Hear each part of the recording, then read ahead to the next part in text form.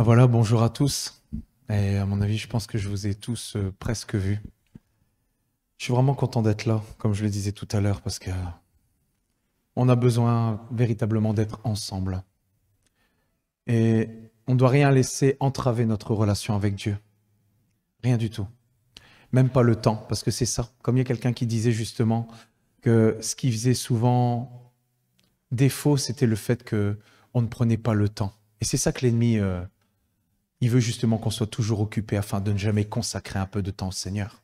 Mais nous devons le faire, afin de ne pas justement être, comme on dit, dans le creux de la vague, mais que juste avant, on puisse demander le secours du Seigneur. Amen. Et on va être un petit peu dans la continuité de ce que j'ai dit il y a 2 semaines. Moi, j'avais parlé un petit peu tout à l'heure dans la voiture, je me suis un petit peu spoilé, parce que je pense qu'il est important de dire certaines choses. Comme là, c'est vrai que j'ai mis ça comme titre, mais à mon avis, je pense que je vais le changer. Et c'est quel avenir nous est réservé dans le royaume du Père. Et on va parler un petit peu justement de tout ce qui englobe, parce que je trouve que beaucoup ne comprennent pas vraiment ce qu'est justement la différence entre, mais ça va être plus après dans la prédication, la différence qu'il y a entre le tribunal de Christ et le jugement du grand trône blanc. Et on va en parler justement après, avec l'appui de pas mal de versets qui vont illustrer justement ce que je suis en train de dire ici. Et c'est vrai, comme je le disais il y a quelques semaines, parce que maintenant on sait que ça fait maintenant quelques semaines que je parle du fait de notre langue, de notre comportement, de comment la tenir, de savoir la tenir, de savoir dire des bonnes choses et d'être agréable. On va parler de ça aujourd'hui. Le fait de comment être agréable, d'être, de faire ce qui est bon, agréable et parfait aux yeux de Dieu. Et comme je le disais, il y a 2 domaines majeurs, mais justement, je ne vais pas parler du deuxième, on va rester encore dans le premier, et on va parler un petit peu de ce qu'est justement le tribunal de Christ et de ce qui englobe justement cela. Parce que je pense que beaucoup ne savent pas, mais c'est vraiment important de ne pas agir avec légèreté ici-bas dans cette vie. Amen. Et justement, je parlais des 2 domaines majeurs dans lesquels nous pouvons être coupables, qui étaient dans les paroles que nous prononçons, et nous avons justement vu le premier, et nous allons, comme je disais, continuer durant une partie de ce message, à savoir ce que les chrétiens disent entre eux. Et le second, celui où nous prononçons des paroles devant Dieu, notamment dans la prière, que ce soit en groupe ou seul. Mais malheureusement, je n'en parlerai pas aujourd'hui, j'avais mis ça au début, mais je suis parti encore ailleurs, donc ce sera pour dans 2 semaines. Et comme je le disais justement dans les messages précédents, nous avons vu comment nous devons utiliser notre langue devant nos frères et sœurs et devant ce monde. Et comment réagir face, je vais redire, mais après je vais arrêter de les dire à chaque fois, comment réagir justement face aux jugements, aux critiques, murmures, médisances, pour devenir justement de plus en plus de véritables disciples, accomplis comme le Maître, une véritable lumière. Et on va tout de suite entrer dans le vif du sujet avec, dans la Bible Semeur, Matthieu 5, 13 à 16. Et on va en parler longuement de ces versets dans la Bible Semeur. Vous êtes le sel de la terre. Si ce sel perd sa saveur, avec quoi la salera-t-on? Ce sel ne vaut plus rien. Il n'est bon qu'à être jeté dehors et piétiné. Vous êtes la lumière du monde. Une ville au sommet d'une colline n'échappe pas au regard. Il en est de même d'une lampe. Si on l'allume, ce n'est pas pour la remettre sous une mesure à grains. Au contraire, on la fixe sur un pied de lampe pour qu'elle éclaire tous ceux qui sont dans la maison. C'est ainsi que votre lumière doit briller devant tous les hommes pour qu'ils voient le bien que vous faites et qu'ils en attribuent la gloire à votre Père céleste. Et c'est vrai que du temps de Jésus, le sel avait une grande valeur. C'est vrai que maintenant, quand on parle de sel, bon, mis à part peut-être le sel rose de l'Himalaya, ça ne coûte plus rien. Mais justement, au temps de Jésus, le sel, justement, il était parfois, à certaines périodes, il était des fois plus cher que l'or, parce qu'à ce moment-là, c'était important que ce soit pour le goût des aliments, comme maintenant, mais aussi pour leur conservation. Parce que le sel, justement, permettait de lutter contre le pourrissement, contre la corruption. Et justement, il en est de même exactement pour nous. C'est exactement la même chose. Parce qu'en tant que disciples, nous sommes appelés le sel de la terre et nous devons avoir le même effet sur notre entourage. Chrétien ou non. On doit avoir le même effet sur notre entourage, chrétien ou non. C'est important. Et justement, dans le verset 16, je prends le mot « homme ». Et le mot « homme », en fait, quand je regarde un petit peu au niveau de la signification, il ne signifie pas seulement ceux de ce monde.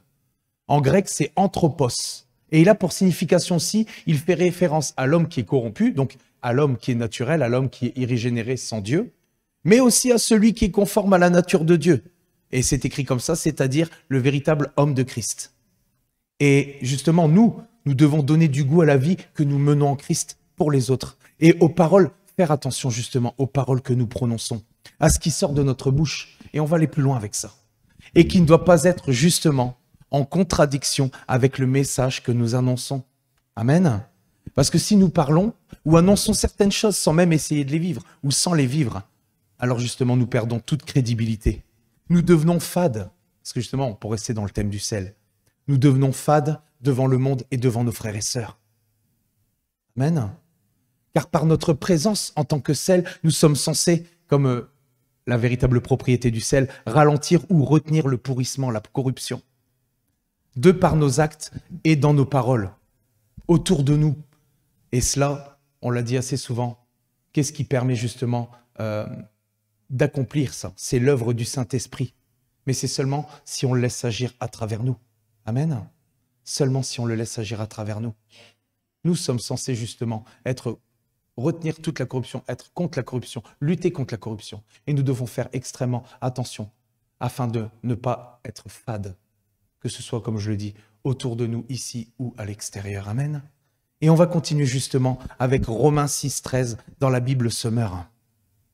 Je vais essayer d'aller doucement. Parce que des fois, c'est vrai que je m'emballe. Je vais essayer d'aller doucement.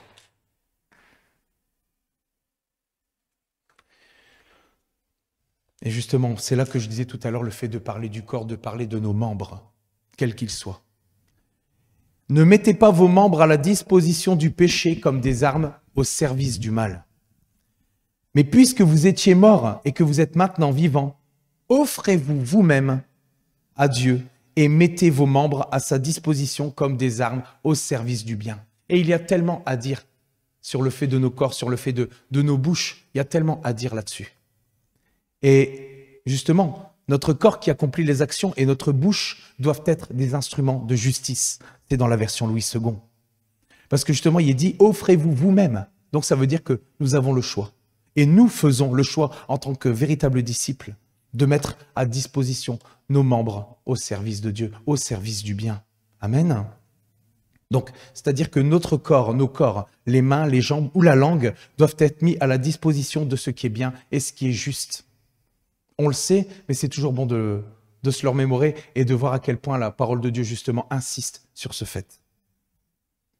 Que vraiment, nos corps, nos membres puissent être des armes au service du bien.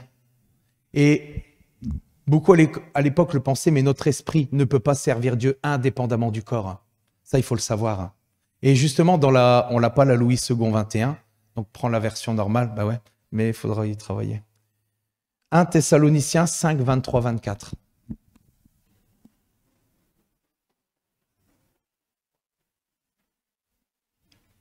Je peux prendre la version normale. Que le Dieu de la paix vous conduise lui-même à une sainteté totale et que tout votre être, l'esprit, l'âme et le corps, soient conservés irréprochables, lors du retour de notre Seigneur Jésus. Celui qui vous appelle est fidèle, c'est lui aussi qui le fera. Amen. Il nous appelle justement à être dans une sainteté totale, c'est-à-dire, on parle de notre esprit, on parle de notre âme, et en fait, le corps est un outil justement. C'est notre esprit qui doit dicter à notre corps. Amen, pas l'inverse. Parce que ce monde, justement, a perdu cette notion. Il pense souvent au corps et il méprise l'esprit, mais on va en parler un petit peu plus loin. Nous sommes séparés du péché et nous avons été mis à part. C'est ça que cela veut dire, la sainteté. L'âme et l'esprit désignent la partie immatérielle de notre être. Et Paul, justement, y inclut le corps comme, il inclut dans sa bénédiction le corps, car donc nous devons l'utiliser comme un outil, avec Dieu aux commandes. Et justement, à ce moment-là, bon, c'est une drôle de façon de voir, parce que c'est une image qui est venue dans mon esprit. Vous voyez, parfois, dans certains films ou quoi, vous voyez vraiment un robot. On n'est pas des robots, hein, mais on voyait des robots. Et vous voyez justement quelqu'un qui est dans la tête, et qui justement et qui commande et qui dirige tout. Eh ben, c'est autre chose, mais c'est le même principe avec Dieu. Nous devons vraiment offrir nos membres, être des vases d'usage utile pour le Seigneur. Nous devons vraiment le laisser faire. Nous devons laisser l'Esprit vraiment nous transformer. Nous devons laisser l'Esprit nous changer. Nous devons laisser l'Esprit nous diriger. Amen. Guider nos pas. Parce que c'est comme ça qu'on avance avec Dieu. Amen. Et justement, ici, nous savons que le gros problème est que nous vivons dans la chair. C'est ce que je dis à chaque fois. Le problème, c'est que nous vivons dans la chair. Nous vivons dans une chair qui est corruptible. Et si nous ne laissons pas le Saint-Esprit nous transformer et changer nos cœurs, alors il nous sera facile de nous laisser aller retourner à nos mauvais penchants. C'est comme ça que ça se passe. Et justement, pour illustrer, il y a un chrétien qui a dit, sous l'occupation allemande, il était bien plus aisé de se conformer à la volonté de l'occupant que celui de résister. Mais bon, nous faisons partie de la résistance, amen. Et justement, en parlant de se conformer, j'avais justement le verset qui était pris à l'inverse dans mon esprit. Si je prends Romains 12, mais je l'ai pas cité. Et si je le prends dans l'autre sens, ça veut dire exactement ce que je viens de dire au-dessus. Parce qu'en fait, c'est le fait justement de ne pas être renouvelé. Comment c'est déjà soyez transformés par le renouvellement de l'intelligence. Donc si nous ne sommes pas transformés par le renouvellement de l'intelligence et que nous ne discernons pas la volonté de Dieu, ce qui est agréable et parfait, alors nous nous conformons au monde. Amen. C'est ça que ça veut dire. Et justement, nous, on doit être l'inverse de cela. On ne doit pas se conformer au monde, mais on doit justement se laisser transformer dans notre intelligence. Amen. Nous devons nous laisser... il est le potier, nous sommes les vases d'argile, et nous devons le laisser nous modeler comme lui le veut, et pas comme nous le désirons, parce que sinon, ça va être, on va avoir des couacs, il va y avoir des choses, il va y avoir des embûches sur notre chemin, amen, parce que ce ne sera pas de Dieu. Et on va en parler un petit peu plus bas, justement, de ces œuvres qui ne sont pas de Dieu. Donc c'est ça. Et justement, lorsque Dieu nous a créés, il l'a fait à son image. Et l'esprit dominait sur le corps. C'est ce que je disais tout à l'heure.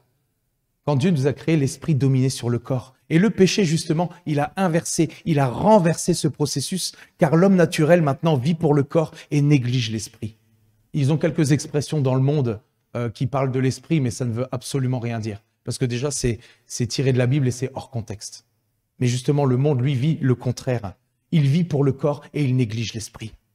Mais par Jésus et par cette aide, nous avons pu parler vraiment de cette aide qui était là à tout moment, à tout instant, et de ce qu'Agathe a pu apporter la semaine dernière, de cette aide merveilleuse, de ce merveilleux Saint-Esprit. Oh, nous pouvons nous adresser à lui dans les moments les plus sombres de nos vies, et je veux encore m'adresser à lui ce matin, que vraiment le nom de Jésus soit élevé, et que vraiment cette aide est tellement précieuse pour nous. Oh là là, elle est primordiale, elle est vitale. Amen. Et je veux encore rendre grâce à ce merveilleux Saint-Esprit. Saint-Esprit, tu es le bienvenu. Et justement, à travers cette aide, Dieu a rétabli sa création, selon l'ordre de départ, à savoir que c'est l'Esprit qui a une action sur le corps et pas l'inverse, qui dirige le corps plutôt. Amen. Et justement, Paul nous exhorte, dès le début de Romains 12, à offrir nos corps entièrement. Et c'est ce que je disais tout à l'heure, j'en parle pas ici, mais lors de la Sainte Seine, quand j'ai parlé, le Seigneur n'a rien retenu. Il a tout donné. Il a été un instrument total entre les mains du Père, un outil entre les mains du Père qui a permis notre salut, qui a permis que nous puissions être sauvés. Amen. Il a été brisé pour nous. À combien plus forte raison, nous ne devons pas offrir nos corps entièrement. Et c'est vrai que c'est marrant ce que je vais dire, mais de la langue aux pieds. Parce qu'on dit de la tête aux pieds. Et là, comme le sujet, c'est la langue, j'ai pris de la... Donc, c'est vraiment offrir nos corps entièrement de la langue aux pieds. Amen. Et je vais prendre avec vous, dans la version normale, Romains 12, 1.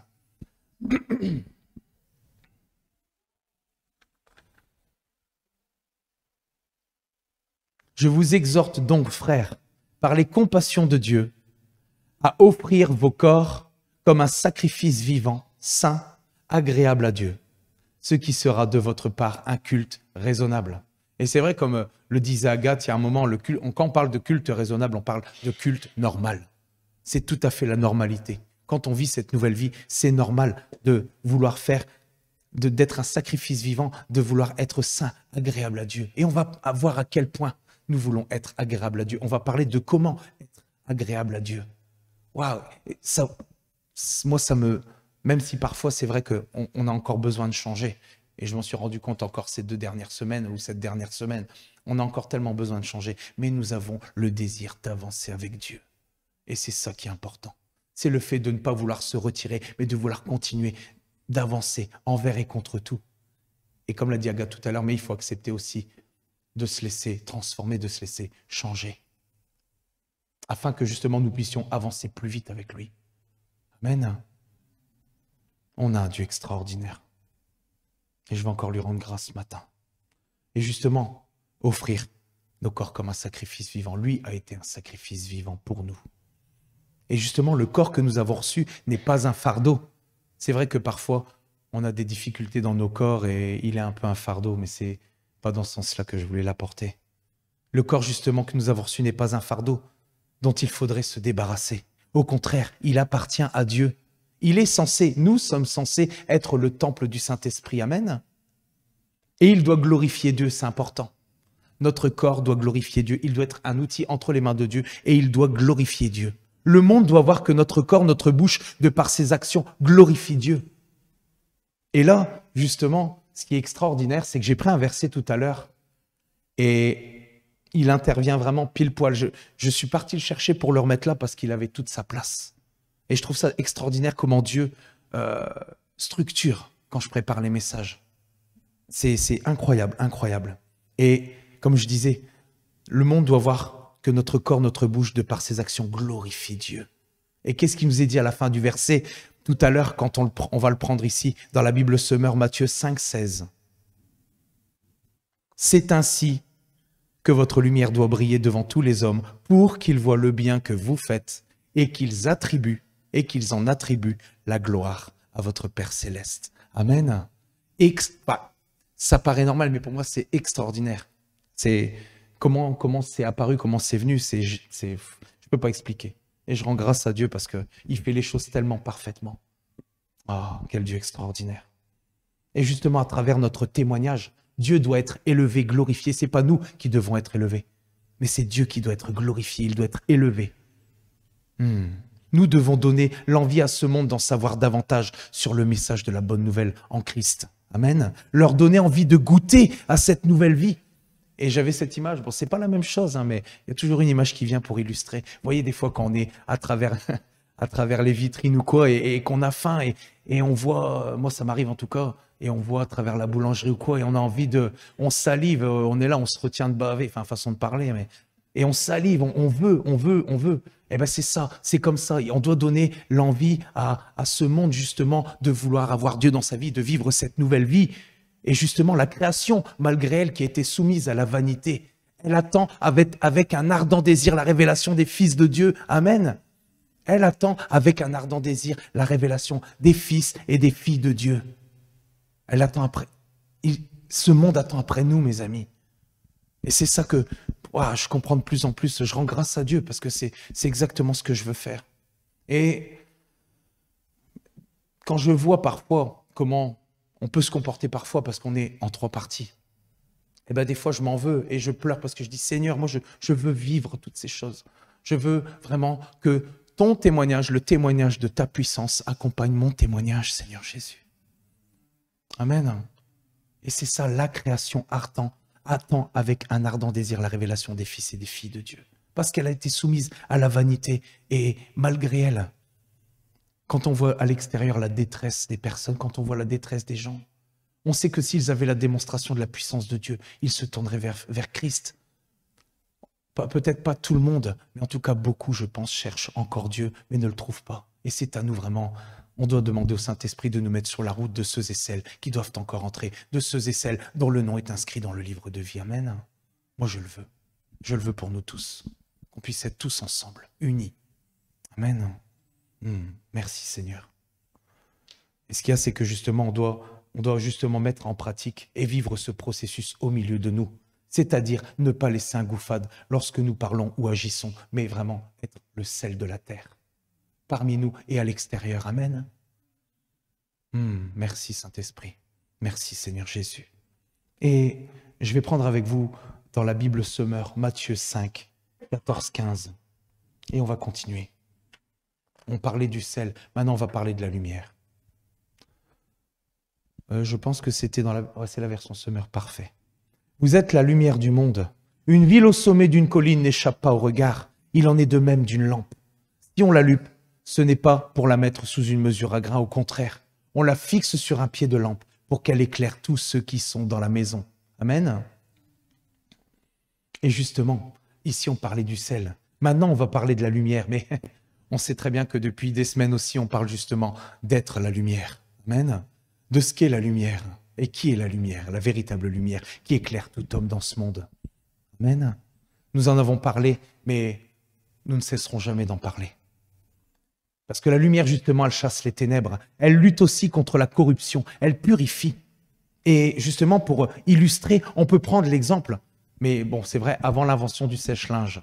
Moi, je me souviens de ma grand-mère ou de ma mère avec les poteaux et les fils, les fils de linge, là où on étendait les couvertures, on étendait les draps, on étendait le linge blanc qui était comme ça au soleil. Et justement, le soleil, la lumière, le soleil venait et dégageait tous les microbes. Il purifiait, en quelque sorte. Comment? Ah ouais, ça c'est autre chose. Et les mouches venaient, ouais. C'est vrai, c'est vrai, c'est vrai. Heureusement, ça va, je ne l'avais pas dans mon esprit, là. Je voyais, ouais. Ouais, non, mais je me doute, hein. Ouais, je me doute. Mais vraiment, on se souvient de ça. Mais c'est vrai que c'est des petits moments de mélancolie comme ça où on se remémore. Il n'y avait pas encore l'invention à ce moment-là du sèche-linge. Et on voyait que tout était étendu au soleil, fraîchement lavé. Et justement, le soleil s'occupait de le désinfecter, de désinfecter justement le linge. Moi, je ne m'y connais pas tout ça. Je ne connais pas justement tout ça. J'apprends au fur et à mesure. Maintenant, je comprends pourquoi c'était fait comme ça, quoi. Parce que le soleil tue les microbes. Et justement, on parlait de cette image-là naturelle. Et on va parler aussi au niveau spirituel, parce que à deux niveaux différents, il en est de même pour nous. Et dans le premier cas, si l'on se retrouve avec des personnes de ce monde, par exemple, lors de repas de famille, et je me souviens de quelqu'un d'ici qui disait que justement les personnes avec qui elle était parfois en repas de famille faisaient vraiment attention à ce qu'elles disaient, à ce qui sortait de leur bouche. Pourquoi? Ou que ce soit au travail ou ailleurs.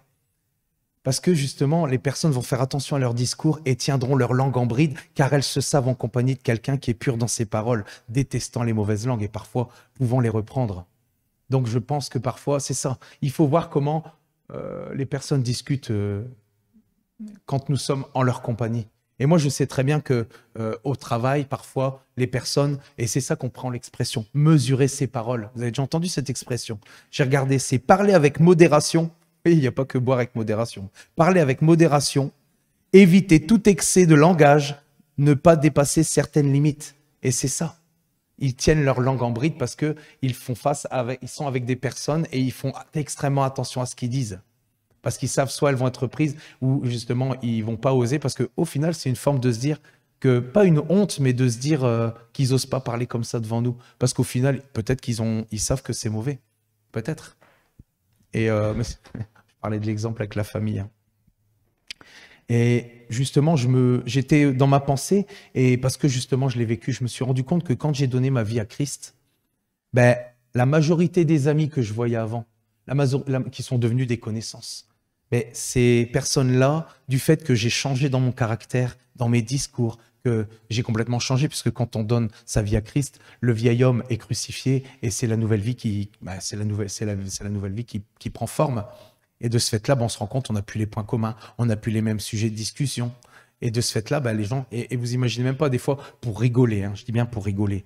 Je disais, combien de fois j'ai pas dit à Amandine, entre guillemets, hein, à l'extérieur, je parle. Hein. Je dis, j'ai pas d'amis.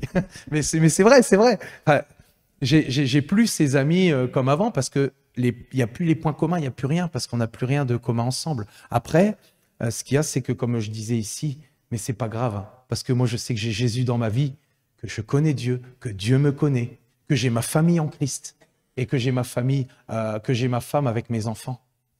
Après, ce qu'il y a, c'est qu'on va gagner de plus en plus d'âmes. Mais moi, je suis vraiment pour vous dire justement que je suis heureux d'être là parmi vous ce matin. Ça me fait tellement de bien d'être dans la présence de Dieu ensemble. Amen. il est bon à des frères et sœurs de demeurer ensemble. Et c'est vrai que le temps, mais je pense que vient un temps où il faudra prendre le temps, chacun de se connaître plus, de partager plus, de prier les uns pour les autres, vraiment. Parce que c'est vrai que le temps est là, mais on doit prendre le temps avec Dieu. Amen. J'en suis persuadé. Oh Seigneur.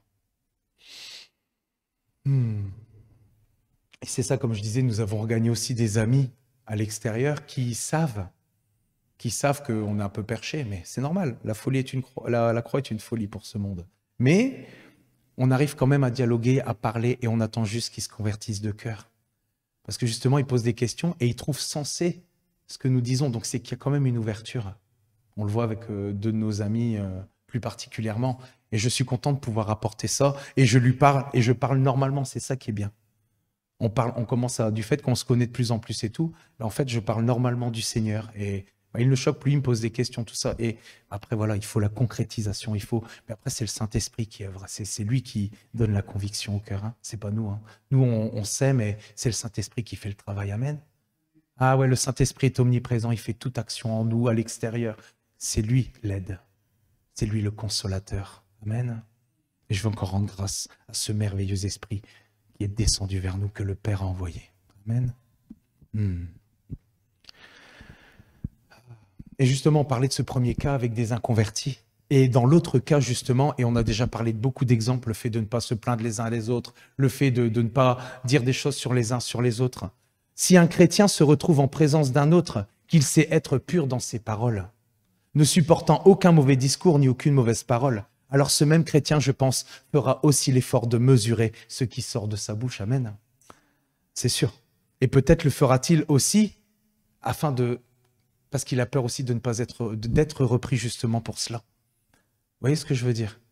Et je pense que c'est ça. Il nous faut être de plus en plus purs dans nos paroles pour justement que ceux qui ont par exemple une faiblesse puissent être de plus en plus, vous voyez, accomplis. Le fait d'être tous ensemble comme ça, mesurant nos paroles avec des paroles pures, même si, bon voilà, on n'a pas fini de grandir, il y a encore des choses qui sortent de nos bouches et qui ne sont pas matures.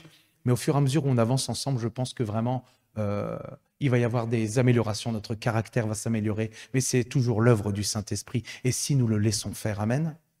Amen. C'est ça. Et je vais prendre justement avec vous Éphésiens 5, 8 à 11.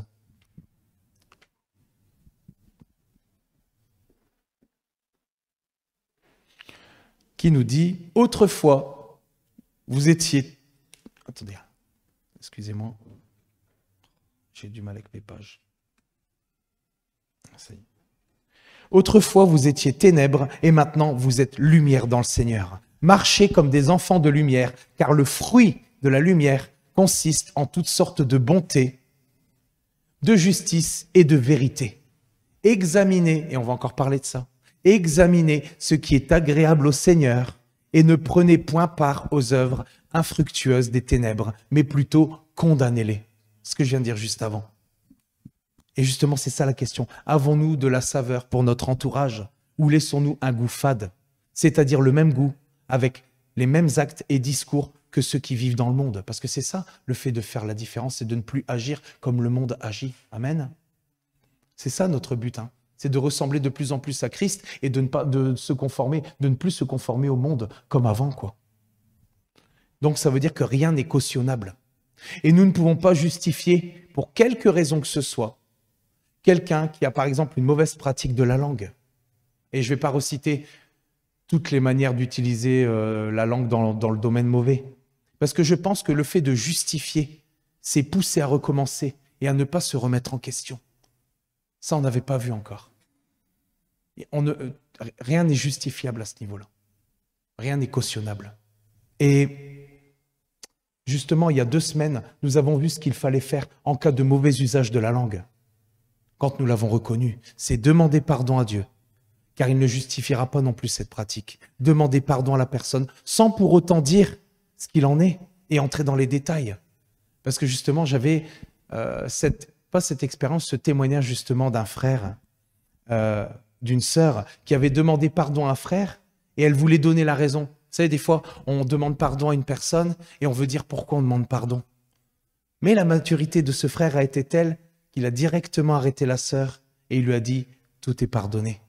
Eh bien, vous savez quoi? C'est exactement comme ça que moi, je veux réagir. Vous voyez, quand quelqu'un vient demander pardon, si nous avons assez de maturité pour ne pas entrer dans les détails, moi, c'est ça. Moi, c'est comme ça que je veux réagir. Si quelqu'un demande pardon ou vient me demander pardon, même à l'extérieur, je veux l'arrêter tout de suite et dire, écoute, tout est pardonné. Rien que le fait de demander pardon, amen. Il y a cet acte et tout, donc ne pas nécessairement forcer la personne à entrer dans les détails. Vous voyez ce que je veux dire? En tout cas, moi, je sais que c'est comme ça que je veux réagir. Et je pense que c'est une, comment on dit ça?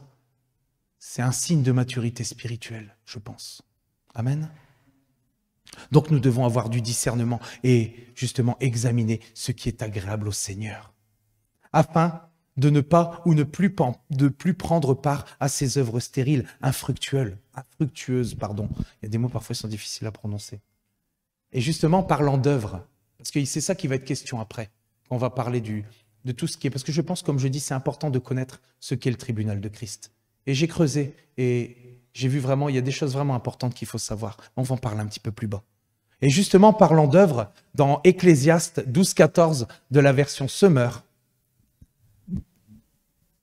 il est dit, en effet, et c'est confirmé dans le Nouveau Testament, en effet, Dieu jugera toute œuvre, même celles qui ont été accomplies en cachette, les bonnes et les mauvaises. Et à partir d'ici, je voudrais appuyer sur quelque chose d'important.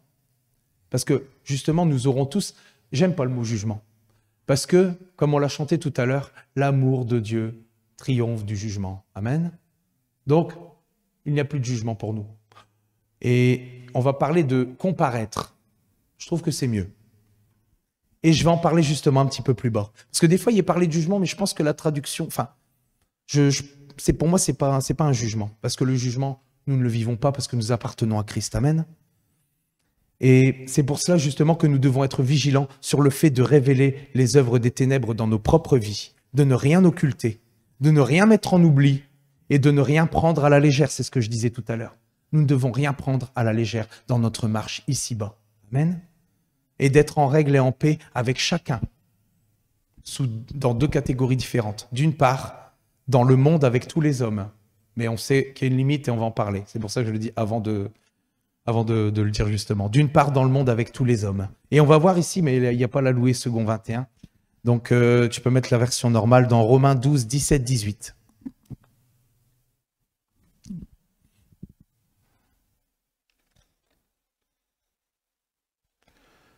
Ne rendez... Attendez. Parce que là, en fait, j'ai avancé trop vite. Ne rendez à personne le mal pour le mal. Recherchez ce qui est bien devant tous les hommes.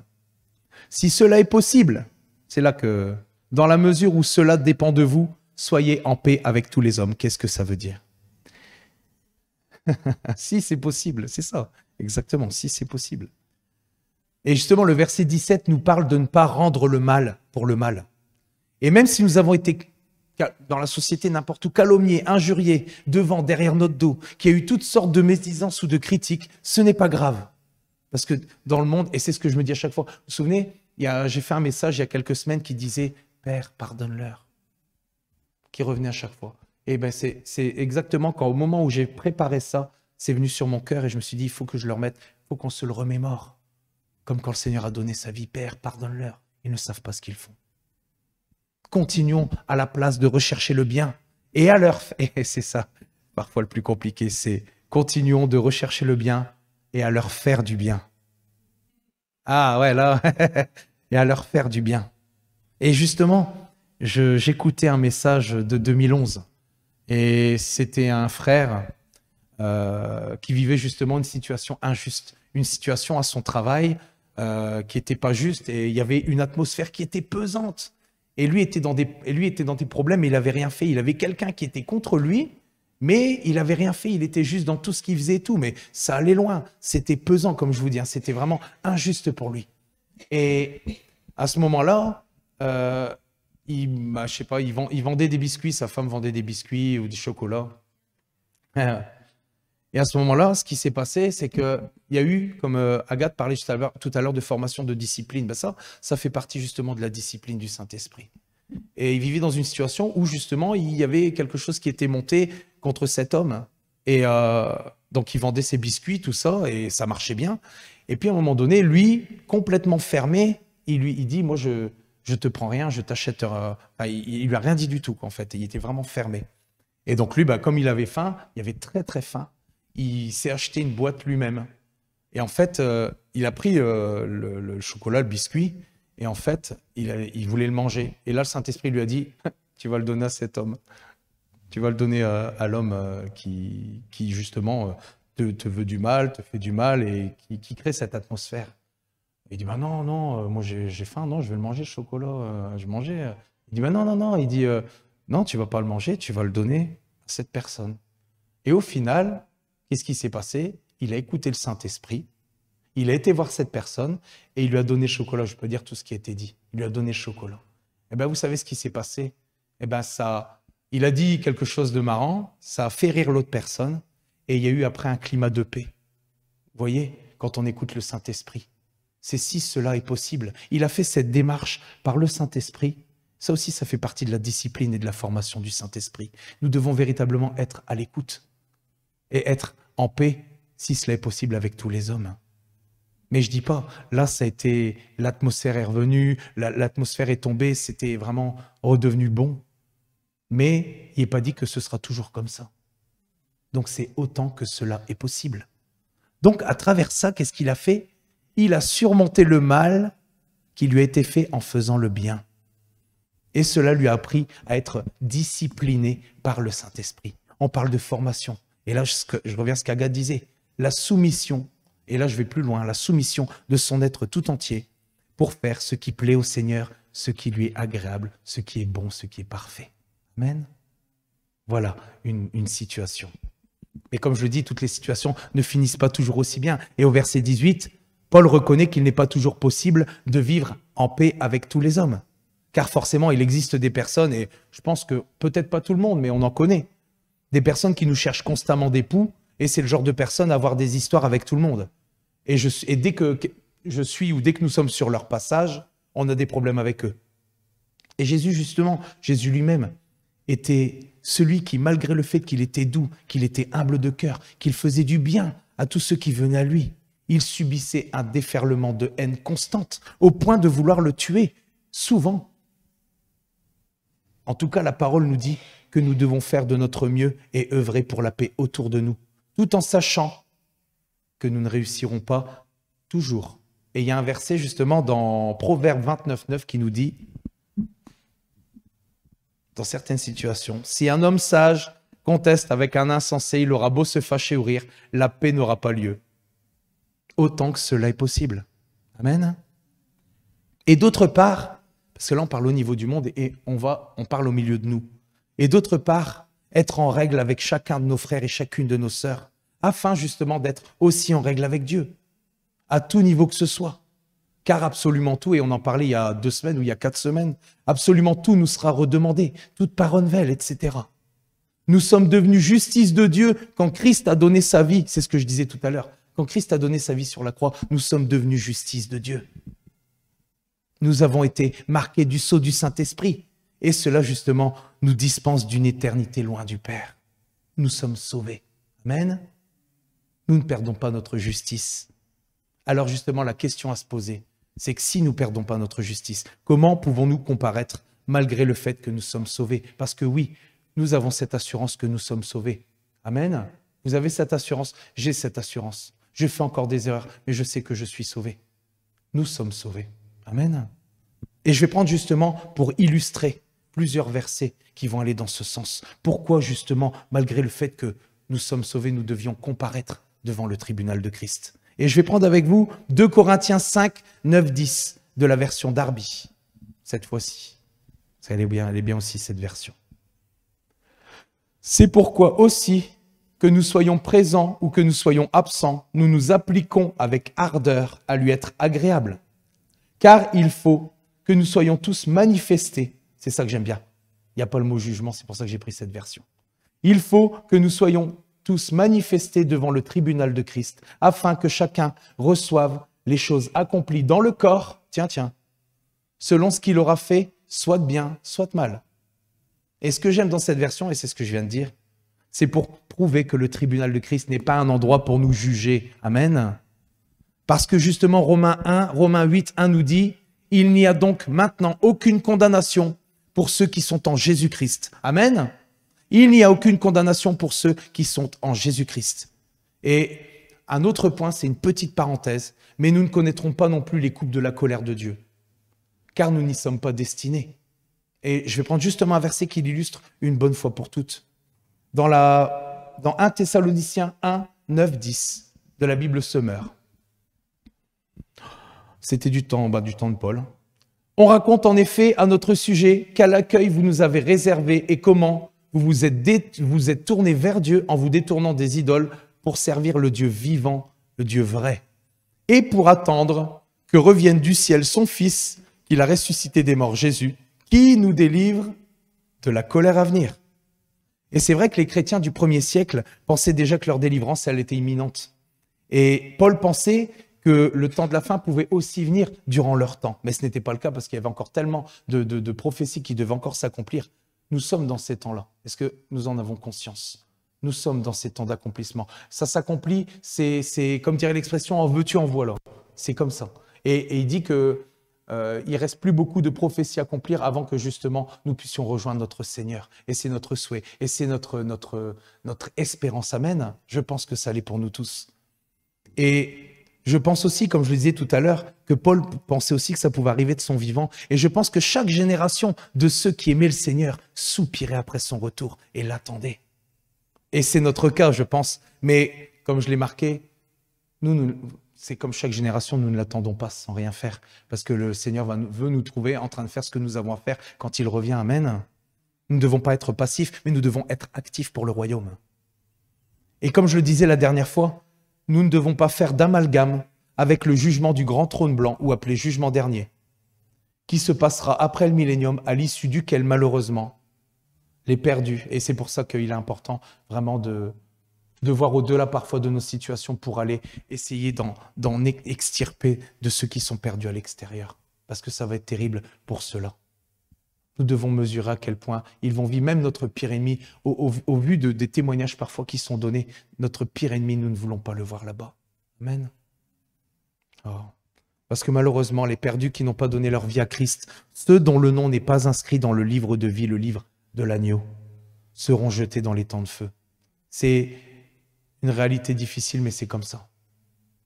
Mais notre but, c'est de ne pas les voir enchaînés et partir là-bas. Notre but, c'est de pouvoir les réveiller par le Saint-Esprit, qu'ils puissent vraiment donner leur vie à Christ. Amen. Et justement maintenant, pour revenir à la version Darby de 2 Corinthiens 5, 9, 10, on revient justement à ces fameux versets qui nous parlent du tribunal de Christ. Et on va aller un petit peu plus loin.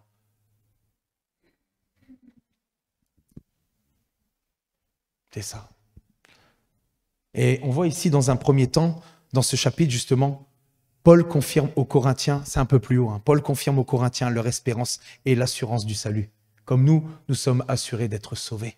Parce que nous avons, et je pense qu'Agathe a fait assez de messages sur la justice de Dieu. Amen. Du fait que nous ne perdons pas notre justice. Non mais c'est marquant, c'est bien. Mais il leur rappelle, et il nous rappelle aussi, que notre responsabilité en tant qu'ambassadeur de Christ sur terre est de se montrer obéissant, et je reviens à ce qu'Agathe disait tout à l'heure, obéissant, soumis à Dieu, corps, âme, esprit, je spécifie. Que notre ambition est de lui plaire, comme il est dit, car un jour, nous devrons tous rendre compte devant un tribunal spécial, de la façon dont nous avons vécu, de la façon dont nous avons utilisé les membres de notre corps. Et d'ailleurs, c'est pas la première fois que Paul en parle, et je vais prendre avec vous deux versets. C'est deux versets, deux petits paragraphes que je vais étayer. Le premier, c'est 1 Corinthiens 4, 5,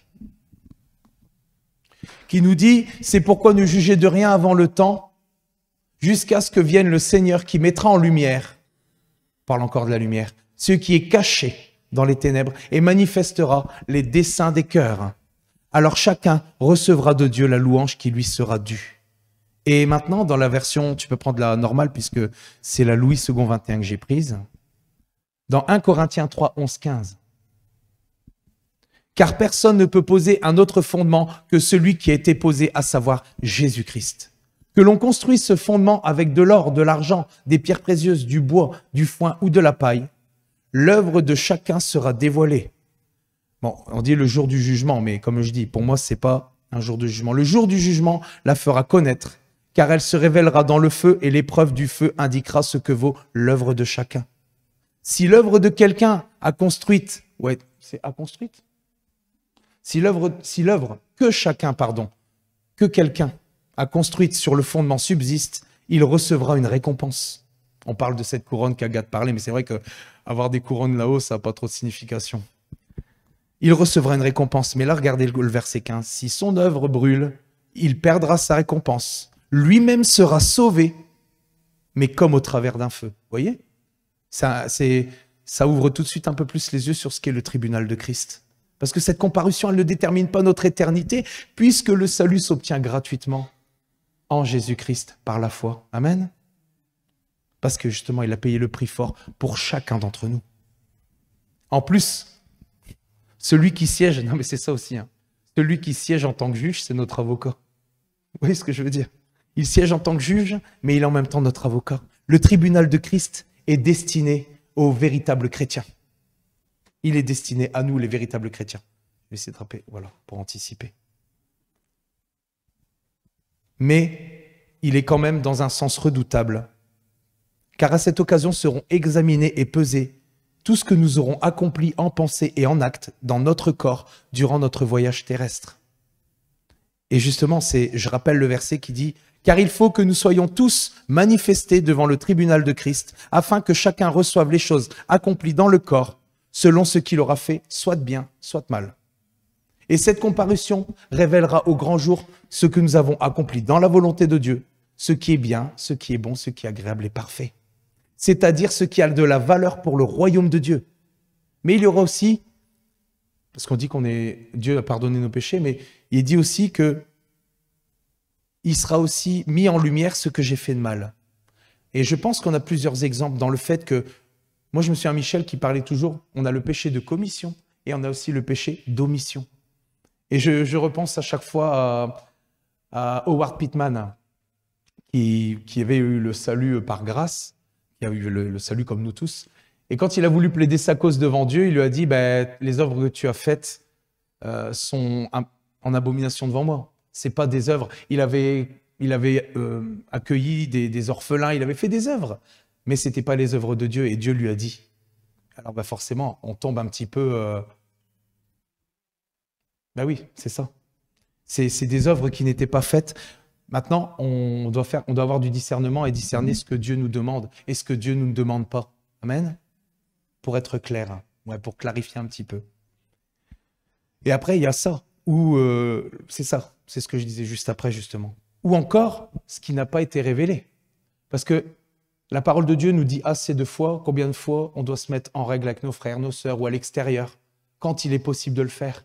Et je pense qu'il y a certaines choses qui sont cachées ou que nous avons occultées ou que nous avons mis en oubli qui seront mises en lumière le jour du tribunal de Christ. Parce que toutes les choses que nous avons fait, soit de bien, soit de mal, et qui n'ont pas été révélées. Parce que je pense que, par exemple, si je vais vers mon frère, ma sœur, que je demande pardon, ou toute autre chose, je pense que cela ne sera pas révélé parce que il est dit que voilà, on doit pardonner les uns les autres, on fait ce que la parole nous dit. Mais s'il y a des choses que nous avons occultées, que nous avons cachées, qui ne sont pas dans la volonté de Dieu, ces choses-là, elles seront mises en lumière. C'est ça que je veux dire. Nous sommes sauvés, mais nous aurons tous à comparaître. Nous ne devons pas négliger le salut que Dieu nous a donné en Christ. Nous ne devons pas négliger notre marche ici-bas. Amen. C'est ça. C'est ça. Parce que justement, ces œuvres-là, et c'est ce qui est dit un peu plus haut, elles ne vaudront strictement rien. Nous devons vraiment faire attention parce qu'il est question vraiment de niveau d'autorité, de niveau dans le royaume de Dieu, déjà dans le millénium. Et justement, Paul a dit aux Philippiens, je ne l'ai pas noté, mes chers amis, vous avez toujours été obéissants, faites donc fructifier. Qu'est-ce que ça veut dire? Faites donc fructifier votre salut, ou dans d'autres versions, il est travaillé à votre salut. avec crainte et respect. Et nous l'avons chanté tout à l'heure. Jusqu'à la fin de mes jours, montre-moi que tu œuvres en moi. Oh Seigneur Jésus, montre-moi que tu œuvres en moi.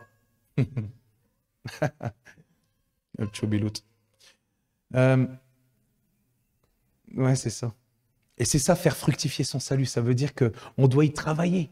C'est pas juste une question d'être sauvé, et puis ça y est, on est sauvé, on n'a plus rien à faire. Non, parce que nous aurons tous à comparaître selon les œuvres que nous avons faites et celles que nous n'aurons pas faites. Nous devons rechercher tout ce que Dieu nous a imparti. Nous devons rechercher les dons, nous devons rechercher tout ce que Dieu a préparé d'avance pour chacun d'entre nous. Parce que tout sera redemandé, tout ce qui n'a pas été fait. C'est important. C'est important de mesurer à quel point Dieu va déléguer. Et c'est ça qu'il faut rechercher, comment Dieu va déléguer quand on sera de l'autre côté avec lui. Ça signifie justement de fructifier, de faire travailler à notre salut, de faire travailler notre salut avec crainte et tremblement. Cela signifie ici que lors de ce trimudal, beaucoup recevront leur récompense. Ou leur couronne, comme le dit Paul. Et d'ailleurs, Paul nous donne un bel exemple dans 2 Timothée 4, 8. Désormais, la couronne de justice m'est réservée. Le Seigneur, le juste juge, me la donnera dans ce jour-là. Mais comme je dis dans d'autres versions, il dit dans ce jour-là, on parle lors du jugement, lors de la comparution devant le tribunal de Christ. Et non seulement à moi, mais encore à tous ceux qui auront aimé son avènement. Amen. Nous aurons notre récompense, nous aussi. Alors continuons de travailler, de faire fructifier notre salut, de marcher en véritable disciple, d'être un vase d'un usage utile entre les mains du Maître. Utilisant notre langue, notre corps, comme une arme, comme des armes au service du bien, afin de faire ce qui est bon, agréable, parfait aux yeux du Père, et être propre justement à pratiquer toute bonne œuvre selon sa volonté. Amen. Et à la fin, justement, quand nous serons devant notre Sauveur, qu'est-ce qui va se passer? Vous avez envie d'entendre ça quand vous comparaîtrez devant le tribunal de Christ. Dans la Bible Semeur, Matthieu 25, 23. Très bien, lui dit son maître, tu es un bon serviteur, en qui l'on peut avoir confiance. Tu t'es montré fidèle en peu de choses. C'est pourquoi je t'en confierai de plus importantes.